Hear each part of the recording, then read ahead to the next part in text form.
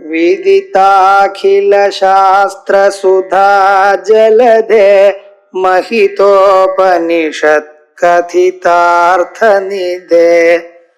हृदये कलये विमलं चरणं भवशङ्कर देशिकमे शरणम् करुणावरुणालय पालय मां भवसागर दुःखविदून हृदं रचयाखिल दर्शन तत्त्वविदं भवशङ्कर देशिकमे शरणम् सत्तोयहृतस्वमेण पथिकच्छायान्तरो वृष्टितः भीतः स्वस्तगृहं गृहस्थमतिथिम् अतिथिः दीनप्रभुं धार्मिकम् दीपं सन्तमसा कुलस्य चिखिलम् सीताव्रतः त्वं तथा चेतः सर्वभयापहं व्रजसुखं शम्भो पदाम्भोरुहम् अंकोलं निजबीजदन्ततिरयस्कान्तो बलं सूचिका साध्वीनैज विभुं लताक्षितिरहं सिन्धुः सरिद्वल्लभम् प्राप्नोति यथा तथा पशुपतेः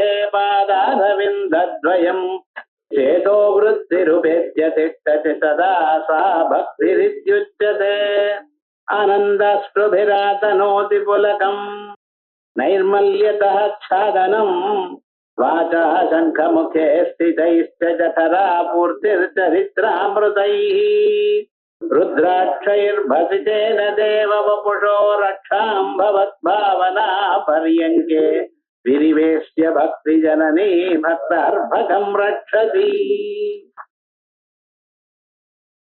சிவானந்தர் பிரகரணத்துல பகவானுடைய பாதங்கள் தான் சரணம் எல்லா துன்பங்களுக்கும் அப்படிங்கிறத தெரிவித்தார். சாதாரணமாக மனுஷன் தம் வாழ்க்கையில வரக்கூடியதான கட்டங்களை போக்குறதற்கு பல உபாயங்களை நாடுகிறான். சில உபாயங்கள் யுக்தியினால அதை அடையலாம்னு பார்க்கிறான், அனுபவத்தினால பார்க்கிறான். எல்லா அனுபவமும் நமக்கே வரதில்லை, மற்றவர்களுடைய அனுபவத்தை கண்டும் தான் தெரிஞ்சுக்கிறான். ஆனா இவைகள் எதுவும் இல்லாமல் ஒரு துன்பம் வறுமையானால் அந்த துன்பத்தை மீட்டுக் கொள்வதற்கு பகவானுடைய ஒரு கிருபைத்தான் காரணம் நினைச்சுட்டு அதுக்காக வேதங்கள்ல சொல்லியிருக்க கூடியதான பல செயல்களை பண்றான். யஜ்ஞ யாகாதிகள்ல இருந்து ஆரம்பிச்சு காமிய கர்மாக்கள் எல்லாத்தையும் பண்றான். இவைகள் எல்லாவற்றையோட வசத்தியா இருக்கிறது பக்தி. இந்த பக்தியானது 4 விதமாக இருக்குன்னு சொன்னார் பகவத்கீதையில. ஆர்த்தோ ஜிக்யாசுர் அர்த்தார்த்தி ஞானீச்ச பரதர்ஷபா. கவலை வந்த பிறகு பகவான் நாடுறது ஒரு பக்தி.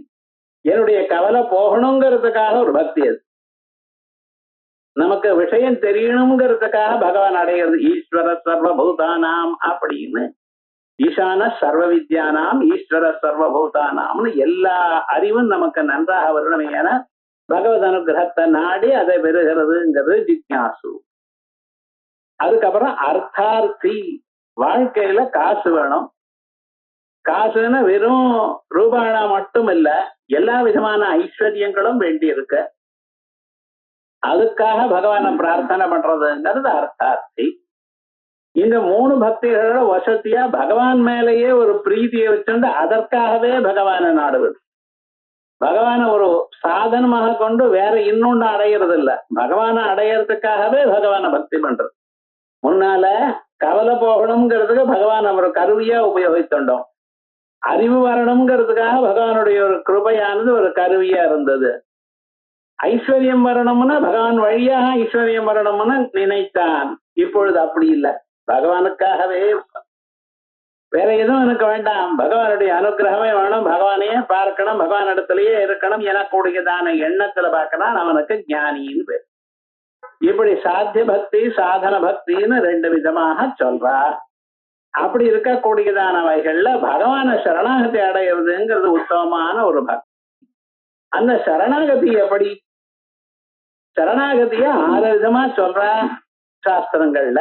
நாரத பக்தி சுத்தங்கள் இவைகள்ல ஆனுகூல்யஸ்ய சம்பத்தி, பிராதிகூல்யஸ்ய வர்ஜனம், ரட்சிஷ்யதீதி விஸ்வாச, கோப்திருத்வ வரணம் ததா, இப்படி எல்லாம் சொல்லிட்டு இருக்க. அப்படி ஷட்விதா சரணாகதியில முக்கியமாக பகவான சர்வதா சர்வகாலமா அடைக்கலாம், என்னத்தான் காப்பாற்றணும், உங்களை தவிர வேற யாரும் இல்லை அப்படின்னு அவரை தியானம் பண்ணக்கூடியதான ஒரு ஸ்வரூபம். அதை சொன்னார். எப்படி சரணாகதி அடைகிறேன்? பிராணம் போகும் பொழுது, நதி பிரவாகத்துல பிராணம் போகும் பொழுது எப்படியாவது அந்த கரை நமக்கு கிடைக்கப்படாதான்னு நினைக்கிற பாருங்க. அது போல மனசானது பகவானிடத்த நாடணும். அப்படின்னு சொல்றதுக்காக ரோதஸ்தோயஹதா, ஜலத்து வெள்ளத்தினால அழிச்சுண்டு போறவன் எப்படி அந்த கரைய கேட்கிறானோ, சிரமேண பதிகாயாம் தரோஹோ, வெயில்ல சுத்தி சுத்தி அலைஞ்சுட்டு இருக்கான், எங்கேயும் நிழல் காணல. ஒரு மரம் பார்த்ததுமே அந்த மரத்தினுடைய நிழல்ல போய் ஒரு 5 நிமிஷம் நிக்கிறான் பாருங்க. உடம்புல இருக்க கொடியதான வேர்வையெல்லாம் கொஞ்சம் சமிக்கட்டும், கொஞ்சம் இந்த தைரியம் வரட்டும்ங்கிற ஒரு எண்ணத்துல அந்த நிழல் நாடுறான் பாருங்க. அதே போல பகவான நாடுறேங்கிற. கிரமேண பதிகாயாம் தரோஹோ விருஷ்டிதா பீதா ஸ்வஸ்த கிரகம். மழை கொட்டோன்னு மழை வரும்னு எதிர்பாராமல் வந்துடுறது. கிளம்புறப்ப மழை இல்ல, பாதி வழியில மழை வந்துடுது. மழையானது எப்படி, முதல் மழை ஆரம்பிக்கிற காலத்துல மரத்தின் அடியில இருக்கலாம். மழை கொஞ்சம் பெருசா எடுத்தனா மரத்தடியில இருந்தாலும் மரத்துல இருக்கிற மழையெல்லாம் உங்க மேலதான் கொடுக்கும். அப்ப என்ன பண்ணணும்? அதற்காக ஒரு வீடை தாழணும்.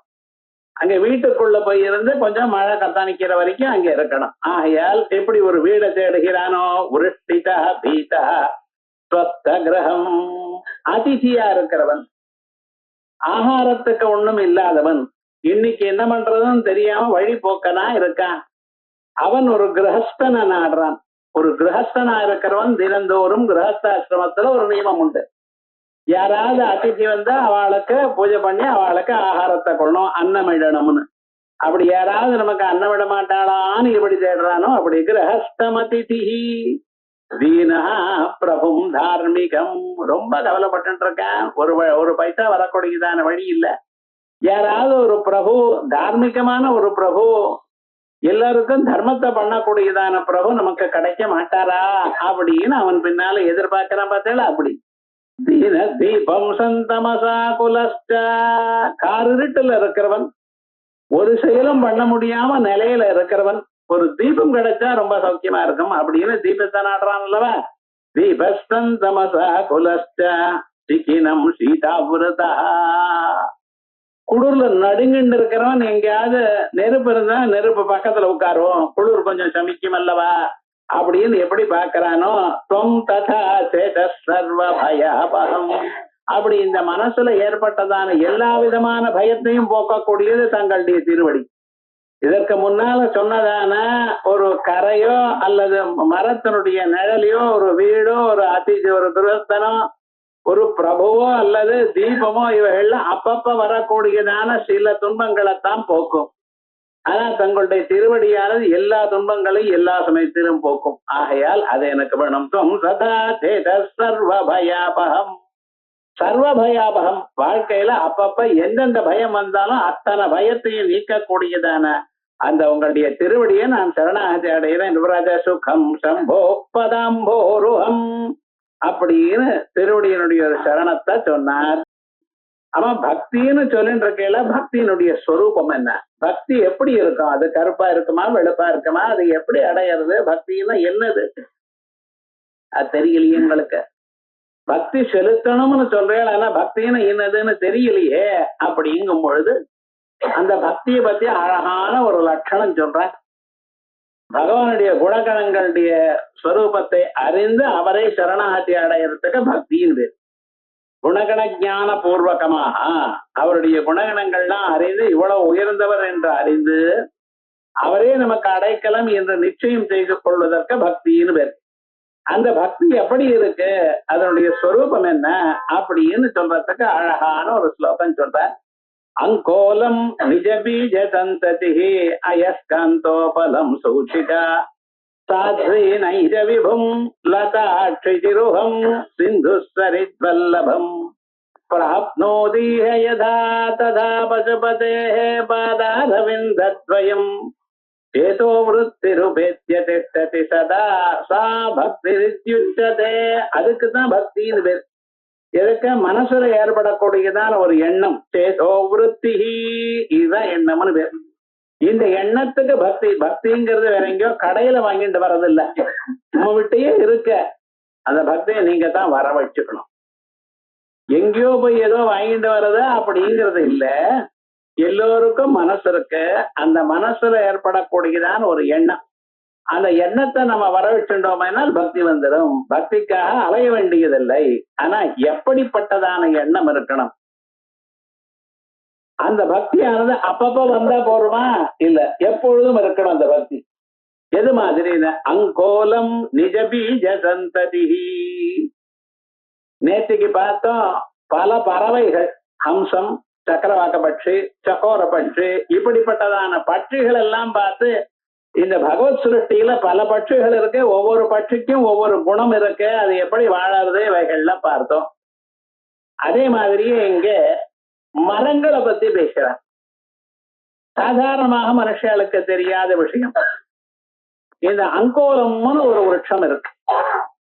இந்த அங்கோல மரம் எப்படின்னா, அதனுடைய காய்கள்லாம் அது கீழே விழுந்துடும்.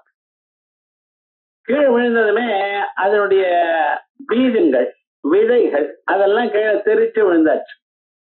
ஆனா என்ன ஆறுதுன்னா, ஒரு மழையினுடைய இடி சத்தம் வந்ததுமே அங்க இருக்கக்கூடியதான அத்தனை பீஜங்களும் வேகமா வந்து வந்து அதனுடைய அடிக்கட்டையிலேயே ஒட்டிக்கும். என்னாச்சு? அந்த பீஜங்கள் எல்லாம், தன்னுடைய பீஜங்கள் செதறி கீழே இருக்க வேண்டி இருந்துட்டு கொண்டிருக்கிறது. ஒரு நிமித்தம் வந்ததுமே வேற எங்கேயோ போகாமல் மறுபடியும் தான் எந்த மரத்திலிருந்து உண்டாச்சோ அந்த மரத்திலேயே வந்து ஒட்டிக்கிறது. இது ஏன்னா, அந்த மரத்தை விட்டு விடணும் எனக்கூடியதான எண்ணம் இல்லை. தான் எங்கிருந்து உண்டேனோ அங்கேயே தான் இருக்கணும். அதை விட்டு நாம் போகப்படாது. அதே மாதிரி எண்ணம் நமக்கு இருக்கணும். எந்த பரமாத்மா நம்மளை உண்டு பண்ணினாரோ, யதோ வாயுமானி பூதானி ஜாயந்தே, நாமெல்லாம் இங்க இருந்து வரோம்.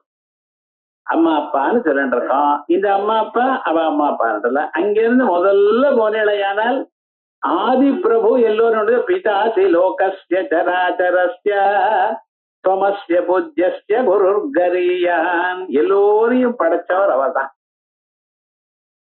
இப்படி சகல பிரபஞ்சத்துக்கும் காரணமா இருக்கக்கூடியதான அவரிடத்துல நம்ம மனசு செலுத்தணும். நம்ம மனசு அங்கே போகணும். இது எப்படின்னா, இந்த அங்கோல மரமானது அதனுடைய விதைகள், அதுல இருந்து உண்டான விதைகள் செதறி எல்லா பக்கத்திலையும் போயிருந்த போதிலும் ஒரு நிமித்தம் வந்தா எப்படி தானா வந்து அந்த மரத்திலேயே வந்து ஒட்டி கொள்றது லோகத்துல பார்த்துட்டு இருக்கேளோ, அங்கோல மரமானது ஒரு விசேஷமான ஒரு மரம். அது என்ன, அதனுடைய விதைகள் அங்கேயே இருக்கு. அப்ப அது எப்படி இன்னொன்று பறக்கிறது? ஏதோ ஒண்ணு ரெண்டு செதறி எங்கேயோ போச்சு பார்த்தா அதுல இருந்து மறுபடியும் மறக்கிறது, அவ்வளவுதான். வஸ்துதா நிறைய பீஜங்கள் அதுலயே வந்து ஒட்டிக்கிறது. அதே போல நாமும் நம்மளை படைச்சதான நமக்கு காரணமா இருக்கக்கூடியதான அந்த ஜெகன் மாதா பிதாள் இருக்கா பார்த்தா அவள் இடத்துலயே நம்ம இருக்கணும். நம்ம மனசு அவளை விட்டு வேற எங்கேயும் போகப்படாது. இது பக்திக்கு லட்சணம். உங்க மனசுல வேற எண்ணம் இல்லாமல் எப்படி அங்கோல பீஜமாக தன்னுடைய மூல காரணமா இருக்கக்கூடியதான மரத்திலேயே ஒட்டிக்கிறதோ, அதே போல உங்க மனசும் அந்த பரமாத்மா இடத்திலேயே ஒட்டிக்கணும். இதுக்கு பக்தின்னு பேரு. அங்கோலம் நிஜ பீஜ சந்ததி. ஒண்ணு அயஸ்காந்தோ பலம் சூச்சிகா. இது வரைக்கும் பறந்து இருக்கிறத சொன்னார். வாழ்நாள்ல அயஸ்காந்தோ பலம், இந்த அயஸ்காந்தம் மேக்னெட்னு சொல்றேன் பார்த்தல, அந்த மேக்னெட் இருந்தா பக்கத்துல இருக்கக்கூடியதான குண்டு சீவைகள்லாம் தானா ஓடி வந்து அதுல ஒட்டிக்கிறது. அந்த காந்தம் என்ன வாவான்னு கூப்பிட்டதோ, இல்ல கூப்பிட்டா மட்டும் இது வரணும்னு ஏதாவது நிர்பந்தம் உண்டோ? காந்தத்துக்கும் இரும்புக்கும் ஏதாவது சம்பந்தம் உண்டோ? தெரியாது. அந்த இரும்பு இந்த காந்தத்துல இருந்து வரல. ஆனா என்ன, காந்தம் அங்க இருந்து காந்தக்கல் இருந்ததுமே இரும்பு தானா ஒரு காரணமும் இல்லாமல் தானா வந்து ஒட்டிக்கிறது.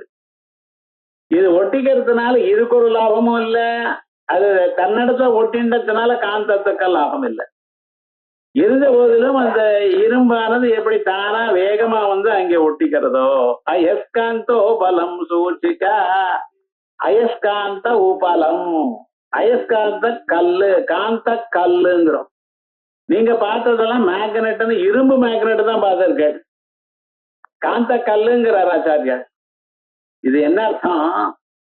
எது வந்து அணுக்கள் எல்லாம் கிட்ட கிட்ட நிவிட சம்யோகம் இருக்கோ அதுக்கு கல்லுன்னு பேர். மணல்னா என்ன அர்த்தம்? அதுல இருக்கக்கூடியதான ஆட்டம்ஸ் உதிர்ந்து இருக்கு, ஒன்னொன்னு கட்டியா இருக்கல.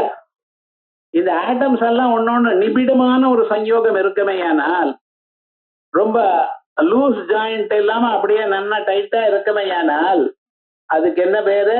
அதுக்கு கல்லுன்னு பேர். ஸோ இரும்பு முதலிய எல்லாவற்றுக்கும் கல்லுன்னு பேர் சம்ஸ்கிருதத்துல. ஸோ அதனுடைய ஆட்டம்ஸ் ரொம்ப கிட்ட கிட்ட இருக்கு, அதனாலதான் தொட்டா உள்ள போல. பெலூனை தொட்டா உள்ள போறதோ இல்லையோ, உங்க உடம்ப தொட்டா உள்ள போறதோ இல்லையோ, காரணம் என்ன? அங்க இருக்கிற ஆட்டம்ஸ் எல்லாம் லூஸ்லி நிட். இந்த கல்லு, டேபிள், சேர் இதெல்லாம் தொட்டெல்லாம் உள்ள போறது இல்ல. ஏன்? அங்க இருக்கிற ஆட்டம்ஸ் க்ளோஸ்லி நிபிடமான ஒரு சங்கயோகம் இருக்கான். ஆகையால் தான் இரும்பு முதலிய உலோகங்களுக்கு எல்லாவற்றுக்கும் நம்ம என்ன சொல்லிட்டு இருக்கோம்? கல்லுன்னு தான் வழக்கம் சம்ஸ்கிருதத்துல. எல்லாமே பூகர்பத்துல இருந்து உண்டானது. எல்லா பீரியாடிக் டேபிள்னு சொல்லிட்டு 144 சொல்லிட்டு இருக்கல இன்னைக்கு, இவைகள்லாம் பூமியில இருந்து வந்ததுன்னு. தங்கமாகட்டும், வெள்ளியாகட்டும், அல்லது செப்பாகட்டும், இது தகரமாகட்டும், எல்லாம் பூமியில இருந்து வந்தது. வந்தது பிறகு அதை அவங்க பதன்படுத்தி உங்களுக்கு நல்லா அழகா வரும்படி பண்ணிட்டு இருக்க. எல்லாம் பூமி தான். அந்த பூமியில இருக்கக்கூடியதான இந்த மேக்னெட்டுக்கே ஒரு விசேஷமா ஒரு ஸ்வரூபம் உண்டு. அது என்ன பண்றது? அந்த இரும்பு வந்து அதை தானா இழுக்கிறது, இழுத்துட்டு தன்னடத்துலயே பத்திரமா வச்சிருக்கு. இழுத்துட்டு அதுக்கப்புறம் வேணாலும் தள்ளி விட்டுறதா? என்னைக்கு தள்ளி விடாது. அந்த காந்த கல்ல இரும்ப இழுத்துக்கிறது, தன்னடத்துலயே பத்திரமா வச்சுக்கிறது. அதே மாதிரியே விவகார காலத்துல நீங்க உங்க மனசானது எங்க போகணும்? பரமாத்மாவோட போய் ஒண்ணாகணும்.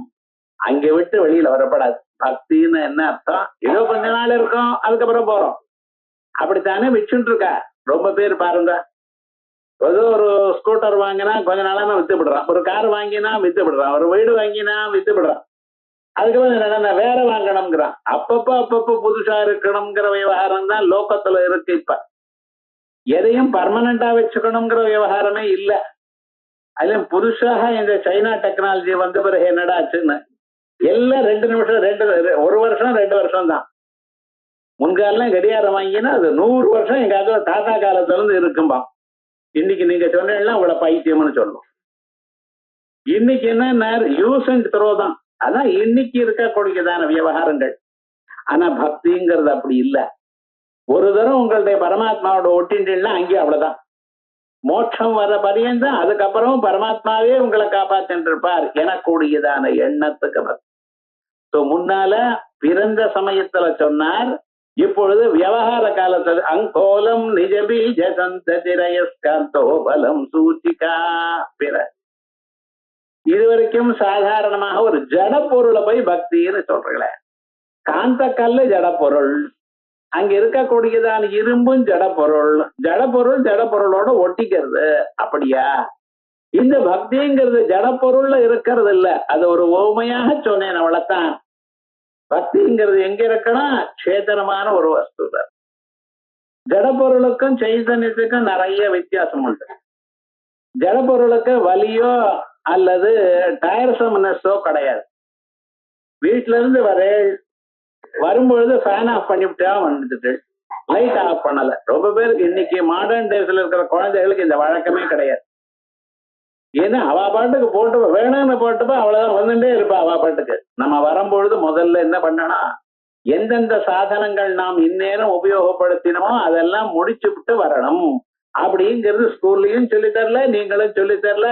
ஏன்னா குழந்தைகள் மேல ரொம்ப அன்பு இருக்கும் இல்லையா, அதனால நல்ல வழக்கங்கள்லாம் சொல்லி தரதில்லை. அவளுக்கு மறந்து போயிட்டாள், ஃபேன் ஆஃப் பண்றது மறந்து போயிட்டாள். கிளாஸுக்கு போயிட்டு அப்படியே வெளியில மார்க்கெட் எல்லாம் போயிட்டு ஒரு 2 மணி நேரம் அனுப்புறம் போறேன். போன பிறகு என்ன பண்றதுன்னு அது இன்னும் சுத்திண்டே இருக்கு. ஏன்னா ஏன் நான் தான் போயிட்டேனே, நீர் பாட்டுக்கு ரெஸ்ட் எடுத்துக்கப்படாதான்னு அதை நீங்க பண்ணுவேன். சேதனான ஒரு வியக்தி என்ன பண்ணுவான், அதை அவன் கண்காணிக்கிறவன் இல்லைன்னா சும்மா உட்கார்ந்துட்டு இருப்பான். ஆனா ஜட பொருளுக்கு அந்த சுவாவம் இல்ல. அதை யாராவது ஒருத்த வந்து நிறுத்தினாத்தான் நிறுத்தம். 2 மணி நேரம் சுத்திட்டு இருக்கேனே, எனக்கு ரொம்ப சோர்வா இருக்கேன் அப்படின்னு சொல்லுமா? சொல்லாது. ஆகையால் இந்த சேதனனுக்கும் ஜடனுக்கும் ரொம்ப வித்தியாசம் இருக்கு ஒரு உலகத்துல. ஆனா இந்த சேதன் இடத்துலதான் இந்த பக்தி இருக்கான். அந்த பக்தி எப்படி இருக்கணும்?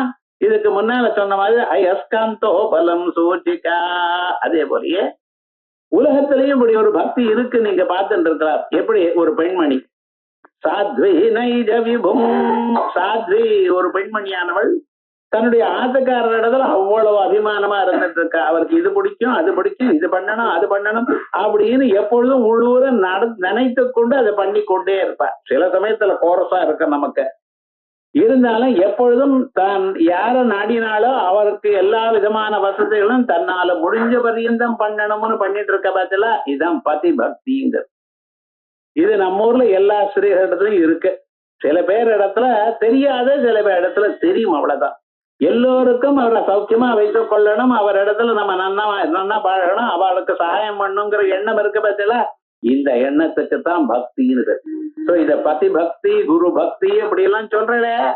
இந்த பக்திங்கிறது இங்க வந்தது. சாத்வி நைஜ விபும். சாது ஒரு பெண்மணியா இருக்கிறவ அந்தம்மா நைஜ விபும் தன்னுடைய ஆத்துக்காரரிடத்துல எப்பொழுதுமே அவரோடைய இருக்கணும், அவருடைய பழகணும், அவருக்கு வேண்டியது பண்ணி கொடுக்கணும், அவருக்கு நான் உதவி கொண்டே இருக்கணும் எனக்கூடியதான எண்ணம் உள்ளூர்ல இருக்க கூடிய மட்டும் பண்ணிட்டு இருக்கா. இதுதான் பக்தி. பக்தின்னு என்ன கேட்டல, பக்திக்கு லட்சணம் சொல்றதோட பக்தியானது உலகத்துல எப்படி இருக்குன்னு பல திருஷ்டாந்தங்களை வச்சு காட்டுறது. சாத்வி நைஜ விபும். சரி, அதுக்கு அடுத்ததாக இப்ப சேதனமான ஒரு பதார்த்தத்திலேயே நான் சொன்னேன், ஒரு சேதனமா இருக்கிற ஒரு பெண்மணி இன்னொரு சேதனமா இருக்கக்கூடியதான ஒரு வியக்திய சொன்னேன். சேதனமா இருக்கிறது சில சமயத்துல அச்சேதனத்தையும் பிடிச்சுக்கும். எப்படி? லதா க்ஷிதிருஹம். லதா ஒரு கொடி. அந்த கொடியானது என்ன பண்றது? இங்கும் அங்கும் படராமல் மேல வரும் பொழுது ஒரு கட்டையோ ஒரு தூணையோ பிடிச்சுட்டு அதை சுத்திட்டு வரும். அந்த கொடிகளானது அந்த தூணையோ இல்ல ஒரு மரத்தையோ பிடிச்சோன்னா அதுல இருந்து பிரிக்க முடியாது. உங்களால பிரிச்சா அந்த கொடியானது உடஞ்சு போயிடும். அப்படி அதுக்கவே மாட்டின்னு இருக்கு. ஒரு மல்லி கொடி வந்ததுன்னு வச்சுக்கல, கொஞ்சம் கொஞ்சமா படரி அங்கே முழுக்க வியாபிச்சு போறது. அதை விட்டு வரும். எவ்வளவு மழை வந்தாலும் எவ்வளவு பேக்காத்து அடிச்சாலும் சரி அதை பிடிச்சுட்டு இருக்கு. ஏன்? ஒரு காரணமும் தெரியாது. தன்னுடைய ஒரு பத்திரத்துக்காக இல்ல, அதை படையினாலும் ஒண்ணும் ஆகாது, இருந்தாலும் அதை பிடிச்சுண்டு மேல வர்றது.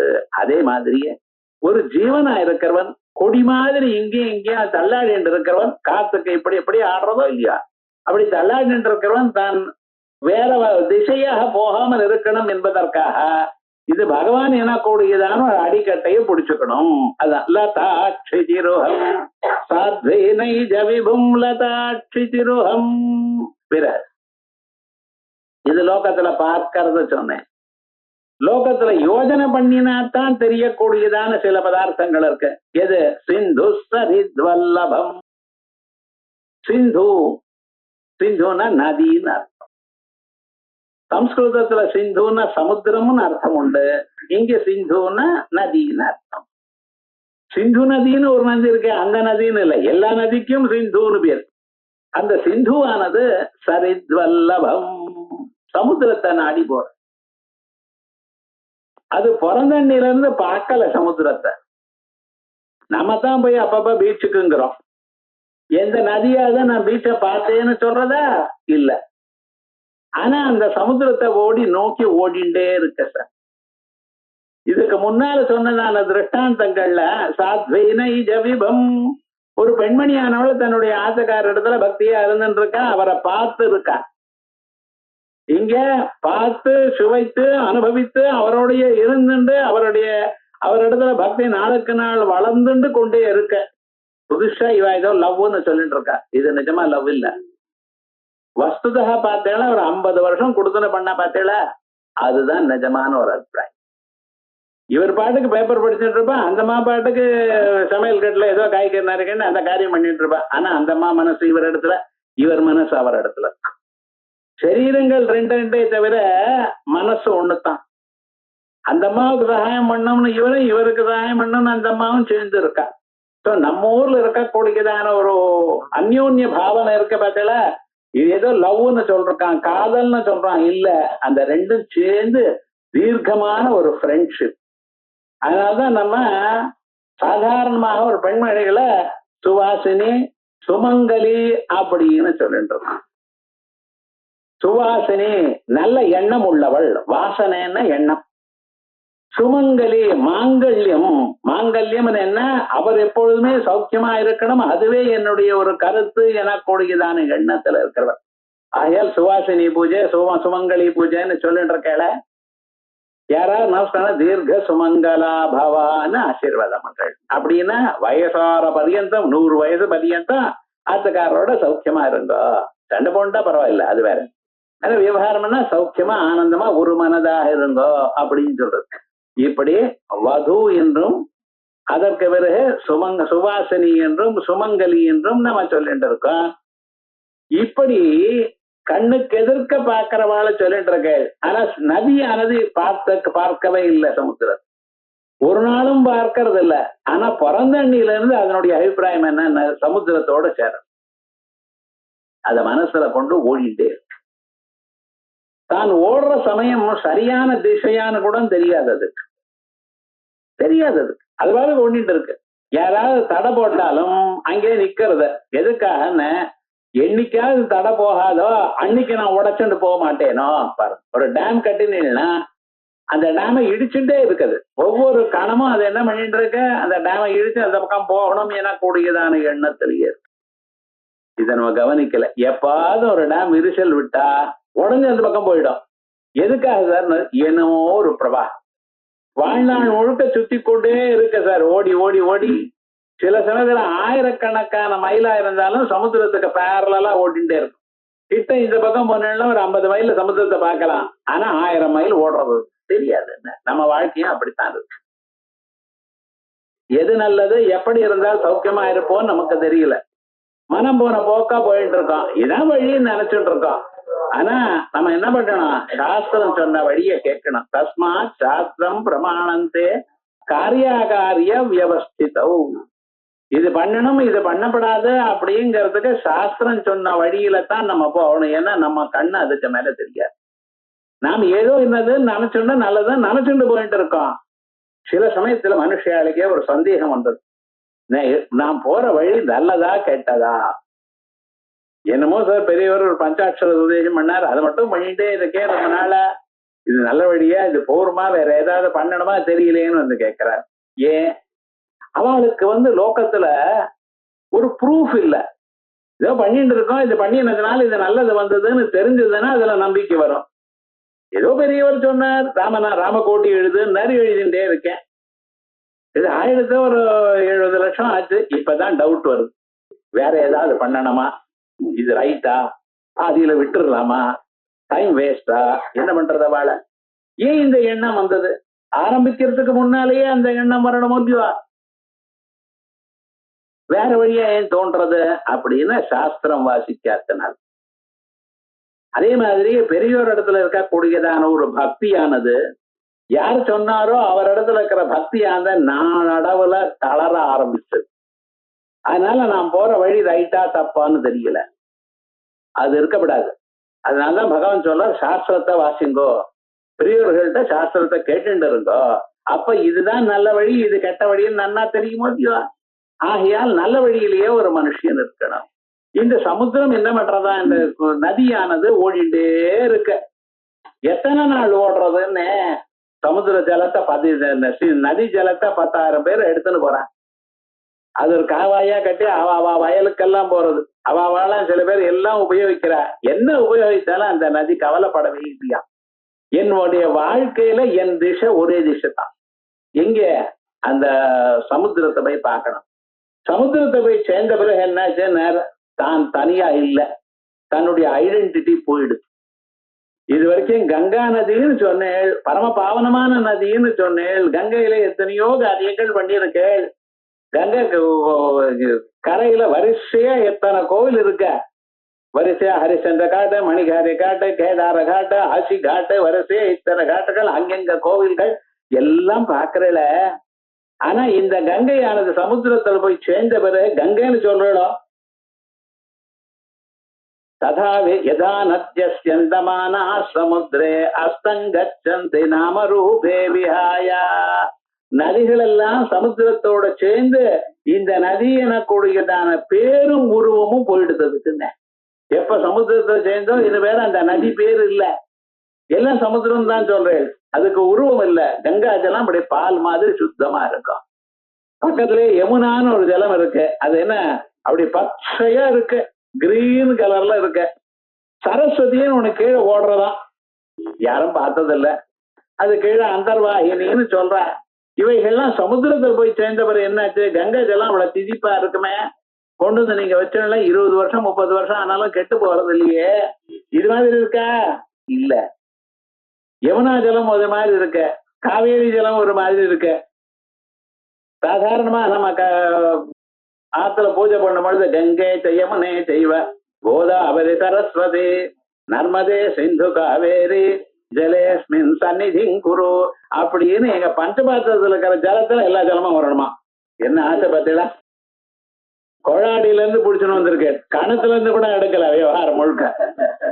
அது டேங்க்ல இருக்கிற ஜலம், அதை டேங்க் கிளீன் பண்ணி எத்தனை நாள் ஆச்சோ. ஆனா நீங்க என்ன சொல்றீங்க, அத்தனை நல்ல ஜலமும் இங்க வரணும். கங்கா யமுனா கங்கே யமுனே செய்வ கோதாவரி சரஸ்வதி நர்மதே சிந்து காவேரி ஜலேஸ்மின் சந்நிதி குரு. தாமிரபரணியை விட்டு பொங்கூர், கிருஷ்ணா நதியை விட்டான். இங்கதான் தெலங்கானா சண்டை நடக்கிறது பாருங்க. விவகாரம் என்ன, இவைகள்லாம் விட்டான். ஆனா என்னடா விவகாரம்னா, அத்தனை நதிகளும் இங்க வரணுங்கிற. ஆனா இந்த நதிகள்லாம் எப்பொழுது சமுத்திரத்துக்குள்ள போய் சேர்ந்ததோ அதனுடைய பேர் இல்ல, உருவம் இல்ல. அதே போல நானும் அந்த பரம்பொருளா இருக்கக்கூடியதான பரமேஸ்வரனோட சேர்ந்த பிறகு ததா வித்வான் நாமரூபாத் விமுக்தா பராத்பரம் புருஷமுபைதி திவ்யம். பராத்பரனா இருக்கக்கூடியது அந்த புருஷன், அவரை போய் சேரணும். அவரை போய் சேருவதற்காகத்தான் இவைகள்லாம் பண்ணு.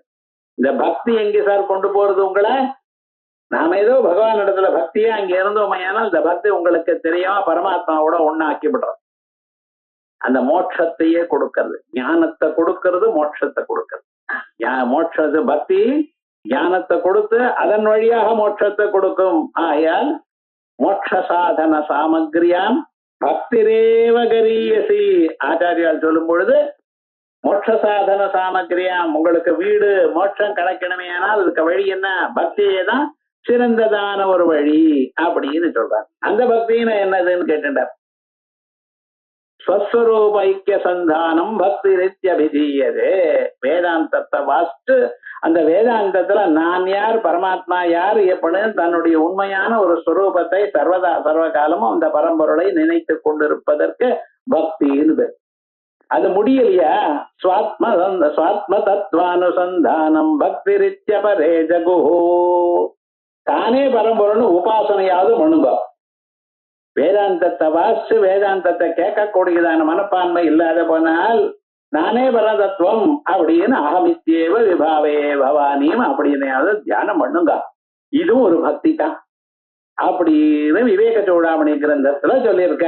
அது மாதிரி அந்த சாத்வைனை ஜவிபம் லதாட்சிருஹம் சிந்து சரித்வல்லபம், அந்த சரித்வல்லபம் எல்லாம் ஆகாஷாத் பதிதம் தோயம் யதா கச்சதி சாகரம் சர்வதேவ நமஸ்காரஹ கேசவம் பிரதி கச்சதி. யாருக்கு நீங்க நமஸ்காரம் பண்ணினாலும் வணங்கினாலும் எங்க போய் சேர்றது? உலகத்தை எல்லாம் படைச்சு நம்மள ஒரு கணமும் ஒவ்வொரு கணமும் பார்த்து கொண்டிருக்கக்கூடியதான் அந்த பகவான் இடத்துல போய் சேர்றது. ஆகையால் அப்படிப்பட்டதான ஒரு தத்துவத்துக்கு இந்த அறிவுக்கு பக்தின்னு. அதனால நாம அது பண்ணிட்டு இருக்கேன், இது பண்ணிட்டு இருக்கேன், உத்தியோகத்துக்கு போறேன், காசு சம்பாதிக்கிறேன், யாரு வேண்டான்னா உங்க இஷ்டமா பண்ணுங்க. ஆனா உங்க மனசு மட்டும் பகவான் இடத்துல சேர்த்து.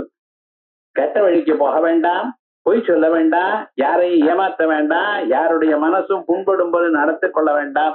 ஆனால் நீங்க எது பண்ணினாலும் எக்கரோடு எஜ்ஜோது எதாசி எல்லாமே என்ன பண்ணணும்? பகவானுக்காக நினைச்ச தற்குருஷ்வம் அதர்ப்பணம் அப்படின்னு இருக்கிறது பக்தியாம். அதான் விசேஷமா சொல்ற. சாத்வேனை ஜவிபம் லதாட்சிதிருஹம் சிந்து சரித்வல்லபம் பிராப்னோதீஹ யதா ததா பசுபதே. எப்படி இவைகளை சேர்றதோ அதே போல ஹே பசுபதே ஹே பாதாரவிந்தத்வயம், அந்த பகவானுடைய 2 பாதாரவிந்தங்கள் அதன் இடத்துல உங்க மனசு போய் ஒட்டிக்கணும். இந்த ஊர்லயே இருக்கோம், எத்தனை நாள் கற்பனாள் போய் பார்த்துட்டு வந்தேன். ஒவ்வொரு கணம் போவேண்டா ஒருத்தர் கேட்கிறார், நீரே கோவிலுக்கு போறீங்க, என்ன பண்றது? அவருக்கு என்ன பதில் சொல்றது? ஏன் சார் நீங்க கோவிலுக்கு போறேங்கிறார். கோவிலுக்கு போனா என்ன தப்பா? இல்லையே, நீங்க தான் வேதாந்த வச்ச கோவிலுக்கு போகக்கூடாதாக்கும். அவரை கேட்டேன், உங்க அம்மாவை பார்க்க போறீங்களான்னு. பாரு என்ன, அதே மாதிரிதான் எங்க அம்மா கற்பகாம்பாள். வேற என்ன சொல்ற? வேற என்ன காரணம் இருக்க? அம்மாவை போய் பாக்குறோம், எதுக்காக பாக்குறோம்? ஒரு காரணமும் இல்ல, நம்மளை காப்பாத்தினா அவ்வளவுதான். அதே போல அனுட்சணமும் நம்மளை காப்பாத்தின்னு இருக்கார் பரமேஸ்வரன். அவருடைய திருவடிகளை நினைக்க வேண்டாமா? அதுக்காக காரணம் வேணுமா? காசு கொடுத்தாதான் போய் பார்ப்பீங்களா? இந்த ஒரு கான்செப்ட் அவளுக்கு தெரியல, வெளியூர்ல இருக்கிறவாளுக்கு தெரியல. இந்த பக்தின்னு என்னதுங்கிற அபிப்பிராயம் அவளுக்கு, சின்சியரிட்டி, கிராட்டிடியூட், இப்படிதான் வார்த்தைகள் தெரியும். இந்த பக்திங்கிறது ஒண்ணும் சொல்ல முடியாது. ஏன்டா அவளால நாம இருக்கோம், அவளால் இப்பொழுது பிரயோஜனம் இல்லாத போனாலும், காசு இதெல்லாம் கொடுக்காத போனாலும் அவளுக்கு நம்ம எப்பொழுதும் தாத்தாளா இருக்கணும் எனக்கூடியதான ஒரு எண்ணம் இருக்கு பார்த்தேளா, இதுக்கு தான் பக்தின்னு பேரா. ஆகையால் பிராப்னோதி யதா ததா பசுபதே பக்த பாதாரவிந்தத்வயம் சேதோ விருத்தி ரூபேத்ய திஷ்டதி. சேதோ விருத்தி உபேத்ய, நம்ம மனசுல இருக்கக்கூடியதான எண்ணமானது அவரிடத்துல சேர்ந்து திஷ்டதி, அங்க பர்மனண்டா நின்று போயிடுதுன்னு அதான் பார்க்கணும். திஷ்டதின்ட்டு கதி நிவர்த்தங்கிற தாத்துவார். மனுஷன் நடந்துட்டு இருக்கான், நடந்துட்டே இருக்கவன் நடை நிறுத்தினா அதுக்கு என்ன பேரு? நிக்கறான்னு பேரு. சம்ஸ்கிருதம் எப்படி நிக்கிறதுன்னு நின்னுண்டு நடக்கலையா, நடந்துட்டே இருக்கவன் நின்னா அவனுக்கு நிக்கிறான்னு பேரு. பாருங்க, நிக்கிறதுங்கிறத என்ன அர்த்தம்? இல்லாத போனா போயிட்டே இருக்கணும். கதி நிவர்த்திக்குத்தான் நிக்கிறதுன்னு அர்த்தம். நீங்க இங்கிலீஷ் வாசிக்கிறத ஸ்டாண்டிங்னா ஏதோ ஸ்டாண்டிங் அப்படி நிக்கிறார், அதே இதெல்லாம் அப்படி இல்ல, இதற்கும் போயிட்டே இருந்தான், இங்க நின்று விட்டான். அந்த பரமேஸ்வரனுடைய பாதார விந்தங்கள் உங்களுக்கு தோணித்து இனிமேல் எங்கேயும் போக வேண்டியது இல்லை, எதுவும் இந்த வாழ்க்கையில் அனுபவிக்க வேண்டியது இல்லை, எல்லாமே இங்க கிடைக்கிறது. அதான் திஷ்டதிங்கிறது. சதா அங்க பார்க்கணும், சதா திஷ்டதி, இனிமேல இனிமேல அசையாது. இது வரைக்கும் நின்று பார்த்தேடா, யாராவது இருக்கிறாளா உலகத்துல? என்னமோ தலை தெரிச்சுட்டு ஓடுற சார், இங்க போகணும் அங்கே போகணும், அதை சாதிக்கணும் இதை சாதிக்கணும். ரிட்டையர் ஆனவர் கூட ஓடிட்டு இருக்காள, ஜென்ம முழுக்க ஓடிட்டு இருக்காள, ஒன்னும் லாபம் ஒண்ணும் இல்லை. ஆனா அந்த பரமாத்மாவை நாடி நீர்னு வச்சுக்கல, மனசுல ஏற்படக்கூடியதான சாந்தி அது வேற, அது அனுபவிச்சாதான் தெரியும். அலைஞ்சு அலைஞ்சு சுத்தின்னு இருக்கிறது இல்லாம அப்படியே ஒரு மணி நேரம் சிவானந்த லஹரி கேட்டோம், சாந்தமா ஆனந்தமா எல்லாம் அவர் பார்த்துப்பான்னு ஒரு கொஞ்சம் எண்ணம் உண்டாகிறது பாருதா, அதான் ரொம்ப விசேஷம். சேதோ விருத்தி ரூபேத்யதி சதா சா பக்தி ரித்யுச்சதே. இதனால இந்த சதாங்கிற பதத்துல ஒரு தரம் பரமனை அடைந்தீரையானால் உன் மனசு இங்கு அங்கு சுத்தாது. அந்த சுத்தாம இருக்கக்கூடியதான நிலையானது எப்பொழுதும் இருக்கும். மற்ற விவகாரங்கள்லாம் எங்கெங்கும் போனா திரும்பி திரும்பி இதை விட்டு இன்னொரு இடத்துக்கு போகணும், அதை விட்டு இன்னொரு இடத்துக்கு போகணும் அப்படின்னு அந்த குரங்கானது எப்படி எல்லா மரங்கள்லயும் கிளைகள்லயும் தாவி கொண்டிருக்க, அப்படி தாவி கொண்டிருக்கும் உங்க மனசு. ஆனா பரமாத்மாவை அடைந்த பிறகு, இந்த வேதாந்த தத்துவத்தை புரிந்து கொண்ட பிறகு இதை விட வசதியான தத்துவம் இல்லை. இதுதான் வழி, இந்த வழியில நாம் இருப்போம், பகவான பரமனை அடைவோம் அப்படின்னு ஒரு நிச்சயம் மனசுக்கு ஏற்படும். அதுதான் பக்தி. இப்ப பக்தாளுடைய சரித்திரம் என்ன? அவளுக்கு என்ன மழையில நனைஞ்சா, வெயில்ல காஞ்சா, சிவனடியார்கள் எவ்வளவு தபஸ் பண்ணினா. ஏன் அவளுக்கு என்ன வீடு கிடையாதா, ஏசி ரூம் கிடையாதா, உட்கார மாட்டாளா தெரியல. அந்த பரமாத்மாவுடைய திருவடிகள் அவருடைய மனசுல தோணின பிறகு வேற எந்த துன்பமே அவளுக்கு துன்பமாவே தெரியலையே, எல்லாம் ஒரு ஆனந்தமாகத்தானே இருந்தது. அதுன்னா நமக்கு வேணும், நமக்கு எல்லா வசதிகளும் வேணுங்கிறோம், ஒரு வசதியும் குறைச்சு வச்சுக்கல. மைத்ரேயின்னு ஒரு அம்மா, அவருக்கு யாஜ்ஞவல்கியர்னு ஆத்தக்காரர் என்ன பண்ணினா, நான் உத்தியாசியன்வாரே அகமேஸ்மீதி, நான் சன்னியாசம் வாங்கிக்கிறேன். என்னது சன்னியாசம்? என்ன முன்னாலே சொல்லிவிட்டு பஞ்சாங்கம் பார்த்து அப்புறம் வாங்கிப்பா. பஞ்சாங்கம் பார்த்தாரே வாங்கிக்க மாட்டார். ஏன்னா அந்த மனசுல அந்த வைராக்கியம்னு ஒரு க்ஷணம் வரும், அடுத்த க்ஷணம் ஒரு விஷயத்தை பார்த்தோமா மறுபடியும் வந்துரும்னு.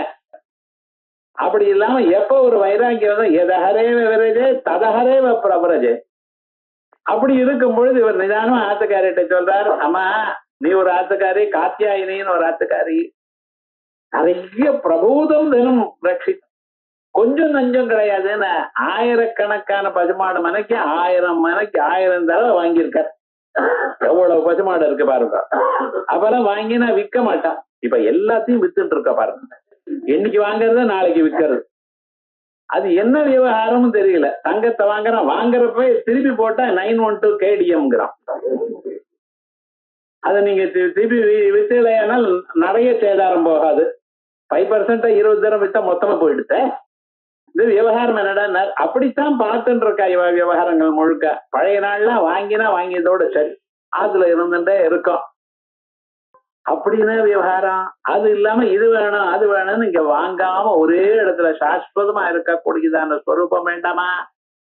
ஆகையால் இவ்வளவு பணம் நான் என்கிட்ட இருக்கு, அதெல்லாம் பிரிச்சு கொடுத்துடுறேன்னு சொன்ன. அப்போ ஒரு வார்த்தை கேட்டாலே பார்க்கணும் அந்தம்மா, ஆமா நீங்க இவ்வளவு பணம் எனக்கு கொடுத்துட்டு போறேங்கிறீல, இந்த பணத்தை வச்சு நான் என்ன பண்ணுவேங்கிற, எனக்கு மோட்சம் கிடைக்குமா இந்த பணத்தினால, மனசு நிம்மதி கிடைக்குமா இந்த பணத்தினால?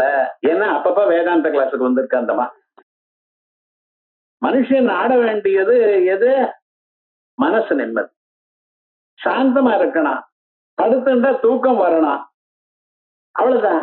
இவ்வளவு பணம் கொடுக்குறேங்கிறல நான் என்ன பண்ணுவேன் அந்தம்மா கேட்டா. மோட்சம் வருமா? அமிர்தத்வஸ்யது நாசாஸ்தி வித்யேனேதி, ஒரே வார்த்தை சொன்னம்மா. மோட்சத்துக்கு இந்த பணத்தினால ஆசை இல்லை, ஆசைப்படாத, ஒண்ணும் வராது. மோட்சத்துக்கும் பணத்துக்கும் சம்பந்தம் இல்லை. இந்த பணம் மட்டும் இல்ல, பணத்தினால அடையக்கூடியதான கர்மாக்கள் அந்த கர்மாக்கள்னாலையும் வராது. பணத்தை நிறைய வச்சுட்டு எல்லாம் எங்கே யாகங்கள் பண்றேன், அது பண்றேன், இது பண்ண, அதனால மோட்சம் வருமா? நிச்சயம் வராது. ஏன்னா உனக்கு மேலும் மேலும் ஆசை இன்னும் ஜாஸ்தியா இருக்கு. சொர்க்கலோகத்துக்கு போனா அந்த சொர்க்கலோகத்துல ஹையர் அபார்ட்மெண்ட் வேணுமா, அதை விட வேற லோகங்கள் இருக்கா, திரும்பி வராத லோகங்கள் இருக்கா, இப்படி மேலும் மேலும் ஆசை போகுமே தவிர உனக்கு ஆசை போகாது, நிக்காது. சாதாரணமா வெறும் மேல் வேஷ்டி மட்டும் இருந்தது பழைய நாள்ல. அதுக்கப்புறம் சொக்கா போட்டுட்டான். சொக்கா போட்ட பிறகு டெர்லி சொக்கான்னா, டெரிகாட்டன் சொக்காங்கிறான். வேற ஏதோ ஒண்ணு வந்துட்டே இருக்கு, மாறிண்டே இருக்கு. ஆனா இதை விட அது தோக்கவே வேண்டியது இல்லைன்னா அது எதுக்கு போட்டுக்கணும்னு அப்படியே சோப்புல நினைச்சு அப்படியே போடுறது. அந்த ஜலத்தை சொட்டு சொட்டா சொட்டுட்டே இருக்கணும். வஸ்திரத்துல இருந்து ஜலம் சொட்டிச்சுன்னா அது வீட்டுக்கு தரித்திரம்னு பேர். வஸ்திரமான நல்லா புழிஞ்சுதான் போடணும். டெரிகாட்டன் சட்டை, டெரிகல் சட்டெல்லாம் புழிஞ்சுனா அவ்வளவுதான், புழிஞ்ச மாதிரியே இருக்கும். அப்போ காஞ்சாலும் சரியா வராது. என்னமோ அதுல ஒரு வியாமோகம் ஜனங்களுக்கு. ஆனா எப்படின்னா எதைவ உபகரணவதாம் ஜீவிதம் ததைவதே ஜீவிதம் சியாத். நல்ல ரெஃப்ரிஜரேட்டர் வச்சுக்கலாம், பெரிய டிவி வச்சுக்கலாம், கார் வச்சுக்கலாம், வசதியாவைகள்லாம் வாழ்க்கையை அனுபவிக்கலாமே ஒழிய நிம்மதியோ மோட்சமோ கிடையாதுன்னு. அப்ப அது எதனால கிடைக்கும் அந்தமா கேட்ட. அது எதனால கிடைக்கும் கேட்கும் பொழுது அதுக்கப்புறம் ஆத்மாவாரே திரட்டவிய ஸ்ரோதவ்யோ மந்தவ்யோ நிதித்தியாசிதவ்யா அப்படின்னு சொல்லி முழுக்க சொன்னான்னு வச்சுங்களேன். ஏன் சொல்ல வந்தேன்னா அப்படிப்பட்டதான் ஒரு ஸ்வரூபம் நமக்கு வரணுங்கிறதுக்காகத்தான் விசேஷமா இந்த சேதோ விருத்திருபேத்யதிஷ்டதி சதா சா பக்திரித்யுக்ததே அங்கோலம் நிஜ பீஜதந்தஜரயஸ்காந்தோபலம் சூச்சிகா சாத்வைனைஜ விபும் லதாட்சிருகம் சிந்துஸ்தரித்வல்லபம் प्राप्नोति यथा तथा पशुपतेः पादारविन्दद्वयम् चेतो वृत्तिरुपेत्यते तदा सा பக்திரத்யுச்சதே அப்படின்னு பக்தியினுடைய ஒரு விசேஷமான ஸ்வரூபத்தை சொன்னார். இந்த ஒரு பக்தி சூத்திரம் நாரபக்தி சூத்திரங்கள் முழுக்க சாண்டில்ய பக்தி சூத்திரங்கள். அதுல இருக்கக்கூடியதான எத்தனை திருஷ்டாந்தங்கள் எத்தனை விஷயம் சொன்னாரோ அத்தனை திருஷ்டாந்தத்தையும் ஒரு ஸ்லோகத்துல கொண்டு வந்து கொடுத்துட்டார் ஆச்சாரியார். அதற்கு பிறகு இந்த பக்தி மாதா நமக்கு எப்படி காப்பாத்துறதுன்னு அடுத்த ஸ்லோகத்தை சொல்ற. பக்திங்கிறத அம்மா மாதிரி காப்பாத்துறாளாம். அம்மா என்ன பண்றா, அந்த குழந்தைக்கு குழந்தை பார்த்ததுமே அம்மாவுக்கு ஒரு ஆனந்தம். அந்த குழந்தை எப்படி இருந்தாலும் சரி, அது கருப்பா இருந்தாலும் சரி, அழகு இல்லாத போனாலும் சரி, குழந்தைய பார்த்தா அம்மாவுக்கு ஆனந்தம். இது இங்க இல்ல. அகஜானன பத்மார்க்கம் கஜானன மஹர்நிஷம் அப்படின்னு பரமேஸ்வரன் பார்த்தாராம். பார்வதியை பார்த்ததுமே என்னாச்சுன்னு, பார்வதி சீரியஸா அப்படியே இருந்துட்டு இருக்கா, இப்ப ஜனங்களை காப்பாத்தணும் அது இதுன்னு. பிள்ளையார் எதிர்க்க வந்தாராம். வந்ததுமே என்ன 32 பல்லும் தெரியுதா போல சிரிச்சாலாம். ஏன்னா அந்த பிள்ளையார் பார்த்தீங்களா, பெரிய தொப்பை, யானை முகம், உடம்பு முழுக்க யானையினுடைய சரீரம் மாதிரி. யானையை தொட்டு பார்த்தீங்களா எவ்வளவு குறக்கறான்னு இருக்கு பார்த்தீங்களா, அப்படி இருக்கு. துதிக்கு ஆட்டிண்டு இப்படி ஆட்டிண்டு இருக்கார். அந்த குழந்தைய பார்த்ததுமே அந்த அம்மாவுக்கு அவ்வளவு சந்தோஷமா. எங்க தெரிகிறதுன்னு, அகஜ ஆனன பத்மார்க்கம். அகஜம்னு மலைக்கு பிறந்தவள். மலைக்கு பிறந்தவளுடைய முகம் இருக்க, அவளுடைய முகத்தாமரையை மலர வைக்கக்கூடியதான சூரியனாக இருக்கார் கணபதிங்கிற. அப்படியே இந்த கணபதியை பார்த்ததுமே அந்த அம்மாவுக்கு அவ்வளவு சந்தோஷமா. எதிர்க்க நானும் உட்கார்ந்துட்டு இருக்கேனே, என்ன பார்த்து சிரிக்கலையேங்கிற பரமேஸ்வரன். என்ன பண்றது? அகஜானன பத்மார்க்கம் கஜானன மஹர்நிஷம். அவர் எப்படி இன்னதுன்னு தெரியல, மாதாமக மகாசைலம். அம்மாக்கு அப்பா யாருன்னு கேட்டார், கணபதி கேட்டு ஒரு மலைன்ட்டார். மாதாமக மகாசைலம். சரி, அப்பாவுக்கு அப்பா என்னன்னு, மகஸ்தத் அபிதாமம். அவருக்கு அப்பா இல்லைங்கிறார். அம்மாவுக்கு அப்பா யாருன்னா ஒரு மலைங்கிறார், அப்பாவுக்கு அப்பா யாருன்னா தெரியாதுங்கிறார், இல்லைங்கிறார் அவர். என்ன பண்றது? ஆனா விவகாரம் என்ன, காரணம் ஜெகதாம் வந்தே, மூலத்துக்கும் காரணமா இருக்க. உலகங்கள்லாம் விஸ்வோத்பத்தி விபத்தி சம்ஸ்திதிகரஹா. உலகத்தை உண்டு பண்றதோ, உலகத்தை காப்பாற்றுறதோ, உலகத்தை அழிக்கிறதோ அந்த பிரம்மஸ்வரூபமா கணபதி தான் இருக்கார். அப்படிப்பட்டதான அந்த மகா கணபதி காரணம் ஜெகதம் வந்தே கண்டாது பரிவாரணம். கழுத்துக்கு மேல யானையா இருக்காராம். அப்படி இந்த கணபதி ஏன் சொல்ல வந்தேன்னா, உலகத்துல யாரா இருந்தாலும் சரி, அந்த அம்மாவனுடைய அன்பு இருக்கு பார்த்தல, அத ஒண்ணுமே கணக்கிட முடியாது. எதற்காக இவ்வளவு அன்பை கொடுத்தா அம்பாள்? அம்மா ஏன் கொடுத்தா யாருக்கு தெரியும்? அம்மாவை கேட்க, அந்த அம்மாவை கேட்டெல்லாம் தெரியாதுங்கிற அந்த அம்மா. அது என்னமோ அந்த குழந்தைய கண்டா அவ்வளவு ஒரு அபிமானம், ஒரு அபிப்பிராயம். ஆத்துக்காரர் இருக்காரு, தன்னுடைய அம்மாவும் இருக்கா, அந்த அம்மாவுக்கும் ஒரு அம்மா இருக்கா. ஆனா அந்த அம்மாவை இந்த அம்மா கவனிக்கல. தன் குழந்தைய பார்த்தால் மட்டும் அவ்வளவு அபிமானம். என்ன பண்றது? எல்லோருக்கும் இத வேதாந்திகள் மோகம்னு சொல்றா, இருக்கட்டும். ஆனா விவகாரம் என்ன, எப்படி அந்த குழந்தைய பார்த்ததுமே அது மெய்சிலுக்கிறதாம். ஆனந்தாஸ்ரபிராத நோதி புலகம் நைர்மல்ய சாதனம் நைர்மல்ய தச்சாதனம். அந்த குழந்தை எங்கேயும் அங்கேயும் போயிட்டு வந்தாலும், அது என்ன ட்ரெஸ் எல்லாம் நாசமாக்கிட்டாலும், மண்ணுல விளையாடினாலும் என்ன பண்றா தெரியுமா, நான் வெளியில போய் வந்து அந்த குழந்தைய உட்கார வச்சு ட்ரெஸ் எல்லாம் கட்டி குளிப்பாட்டி அதுக்கு உடம்பெல்லாம் பவுடர் பூசி அதுக்கு மறுபடியும் அழகு பண்ணி புது ட்ரெஸ்ஸை போட்டு அந்த குழந்தைய ஆசைய பார்க்கறேன். அந்த சின்ன குழந்தைக்கு எவ்வளவு பண்றா, மல்ய தச்சாதனம் வாச்சா சங்க முகே ஸ்திதா. அதுல அன்னத்தை ஊட்டுறான். அது சாப்பிடுற வயசு வந்தாச்சு. இருந்த போதிலும் 7-8 வயசு ஆனாலும் அந்த ஸ்கூலுக்கு அர்ஜென்ட்டா போகணும். அது சின்ன கொஞ்சமா சாப்பிடும், 2 கொஞ்சம் சாப்பிட்டு ஓடி போயிடும், டைம் ஆயிடுதுன்னு. ஆனா தான் பிசைஞ்சு வச்சு அதோட என்ன, அது தொட்டுக்கிறதுக்கும் வச்சு அந்த அம்மா வாயில ஊட்டிட்டு இருக்காராம், வேகமா சாப்பிடு அப்படின்னு. நடுவில் புற ஏற போறதுன்னு ஒரு கிளாஸ்ல தீர்த்தம் வச்சுட்டு இருக்கா, இது வச்சுட்டு கொடுத்துட்டு இருக்கா. ஏன் அந்த குழந்தை சாப்பிடணும். எப்படியா இருந்தாலும் அந்த குழந்தை வயிறு ரொம்பணும். அந்த அம்மாவுக்கு எவ்வளவு அபிமானம் பாருங்க.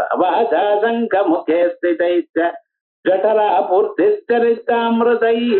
ஜடரா பூர்த்தியும் வயிறு ரொம்ப வரைக்கும் கொடுத்துட்டே இருப்பா. இனிமேல் இன்னொரு கபடம் உள்ள போச்சுன்னா வெளியில வருங்கிற அளவுக்கு ஊட்டுறாளாம். தானா ஓட்டினா கொஞ்சம் சுவ போயிடும், வேண்டான்னு விட்டுரும். ஆனா அந்த குழந்தைக்கு அப்படி இருக்கக்கூடாது, வயிறப்பூ ஃபுல்லா இருக்கணுமா அந்த அம்மாவுக்கு. ருத்ராட்சைர் பஜிதேன தேவபுஷா ரக்ஷாம் பயத்பாவ பவத் பாவனா பர்யங்கே.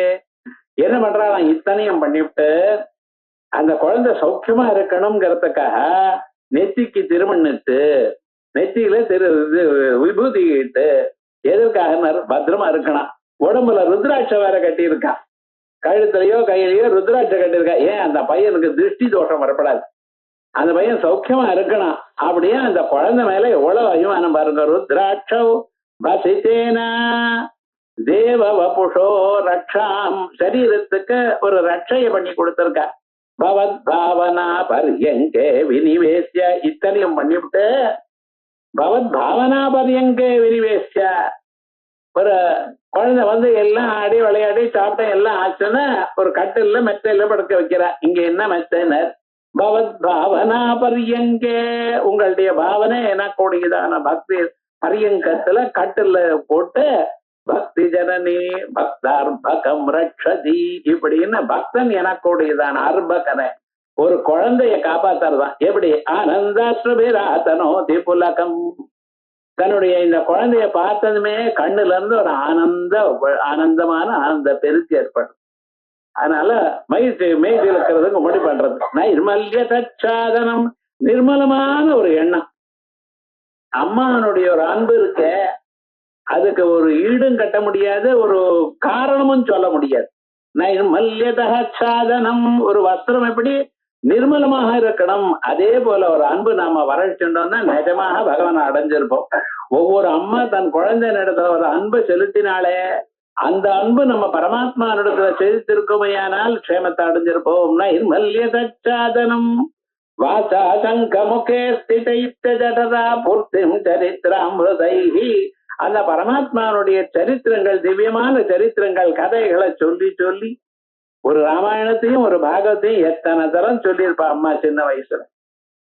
சினிமா பாட்டா சொன்ன, சினிமா கதையா சொன்னா இல்லையே, எவ்வளவு சரித்திராமிரதங்கள் அத்தனை சொல்லி சொல்லி வயர ரொம்பபடி பண்ணினாலே.